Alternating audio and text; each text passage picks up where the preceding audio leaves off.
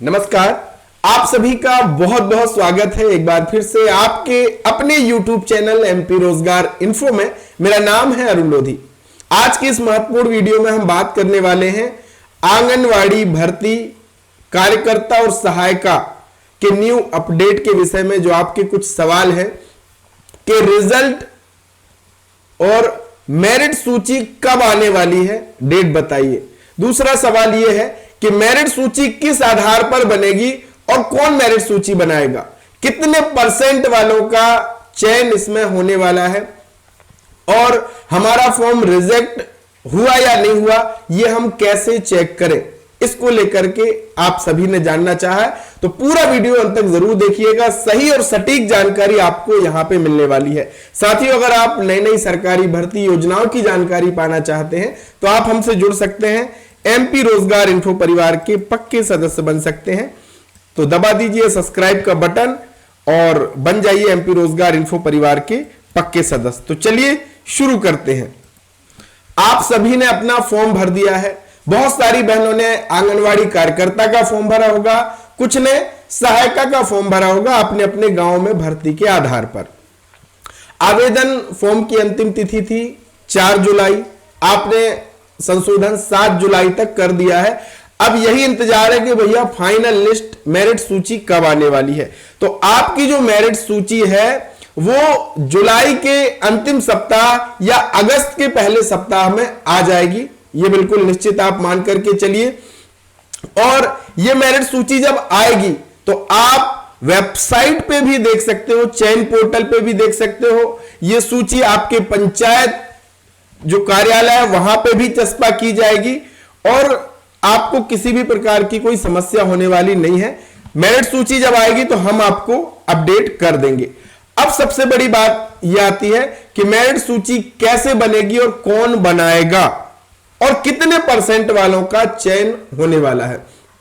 तो देखिए, इसमें कोई लिखित परीक्षा नहीं होनी है, चाहे आंगनवाड़ी कार्यकर्ता का पद हो और चाहे आंगनवाड़ी सहायिका का पद हो।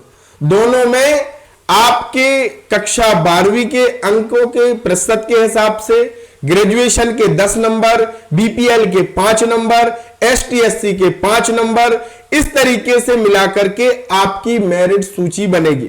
और मेरिट सूची तैयार करने का जो जिम्मा दिया गया है वो एजेंसी एमपी ऑनलाइन के जरिए फॉर्म भर रहे हैं और वही मेरिट सूची भी तैयार करेगा आपके अंकों के और दस्तावेजों के आधार पर। अब कितने परसेंट वालों का चयन होगा ये सबसे बड़ी बात है। कुछ बहनों के 40% है, कुछ के 80% है। अभी मैंने वीडियो लाइव जिस दिन आया था तो बहुत सारी बहनें कह रही थी कि भैया हमारे 40% है, कुछ बहनों का यह था कि हमारे 80% है कक्षा 12वीं में, क्या हमारा चयन हो जाएगा।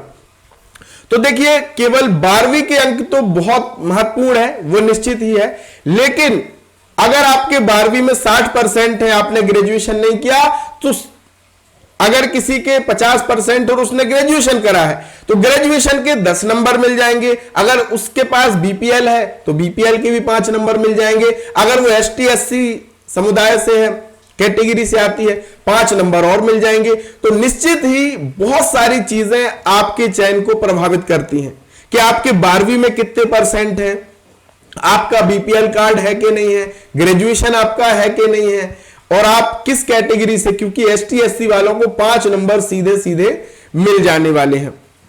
और हां, इसमें जो चयन सूची बनेगी वो राज्य स्तर पर नहीं बनेगी, ये आपके गांव पर निर्धारित करती है। अब गांव में जो आवेदिका है उनके कितने परसेंट हैं उस पर मेरिट सूची आपकी बनेगी। निश्चित ही अगर आपके 60 से 70 नंबर आ रहे हैं, अगर आपने गणित लगा लिया है 60 से 70 नंबर अगर आपके आ रहे हैं तो निश्चित ही आपका चयन हो सकता है। और ये आप खुद से भी निकाल सकते हैं कि कितने नंबर आपको मिलने वाले हैं। मैंने पिछले वीडियोस में आपको सब चीज बताई हुई है।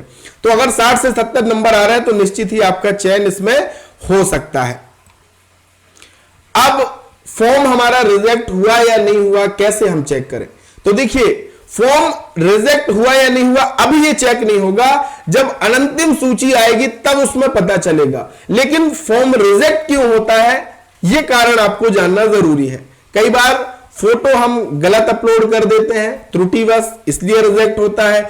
जाति प्रमाण पत्र, निवास प्रमाण पत्र हमने ओल्ड वाले बहुत पुराने मैनुअल कर दिए, जबकि अब डिजिटल कास्ट सर्टिफिकेट, डिजिटल मूल निवासी प्रमाण पत्र बन रहे हैं। ये एक कारण है। आपकी उम्र का एक कारण हो सकता है कि आपके दस्तावेजों में कुछ और है, समग्र आईडी में कुछ और है। ये कारण हो सकता है आपके रिजेक्शन का।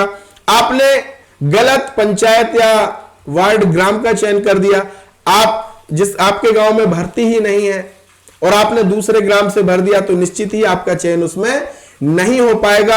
आपने अधूरी जानकारी या गलत जानकारी भरी, जैसे आपके पास बीपीएल कार्ड नहीं है और आपने राशन पर्ची अपनी अपलोड कर दी, जबकि वो संबल कार्ड से या फिर कर्म कार्ड से बनी है, तो भी यह एक प्रकार की गलत जानकारी है। तो इन के कारणों से आपका फॉर्म रिजेक्ट होता है और निश्चित ही आप सभी ने 7 तारीख तक अपने फॉर्म में संशोधन कर लिया होगा। इसको लेकर के मैंने विस्तार से वीडियो भी बनाए हैं, आपको आसानी से समझाया भी है। तो रिजेक्शन के बहुत कम चांसेस है अगर आपने सुधार कर लिया है, ये गलतियां नहीं की हैं तो। और साथियों, इस वीडियो में मैंने कवर कर दिया है सारी चीजें कि रिजल्ट कब आएगा वो भी बता दिया है, मेरिट सूची कैसे और कौन बनाएगा वो भी हमने जान लिया है, क्यों रिजेक्ट होता है ये भी जान लिया है। अब जैसे ही मेरिट सूची आएगी हम आपको अपडेट कर देंगे। बस आज का ये वीडियो कैसा लगा कमेंट में जरूर बताइए। अच्छा लगा है तो लाइक कीजिए। आप किस जिले से हैं ये भी हमें जरूर बताइएगा। और हां, चैनल को अगर सब्सक्राइब करना भूल गए हैं तो कर लीजिए। और आपके लिए व्हाट्सएप चैनल भी हमने बनाया है, जिसका लिंक वीडियो के डिस्क्रिप्शन में जाकर के ज्वाइन कर लीजिए। बहुत बहुत धन्यवाद। जय राम।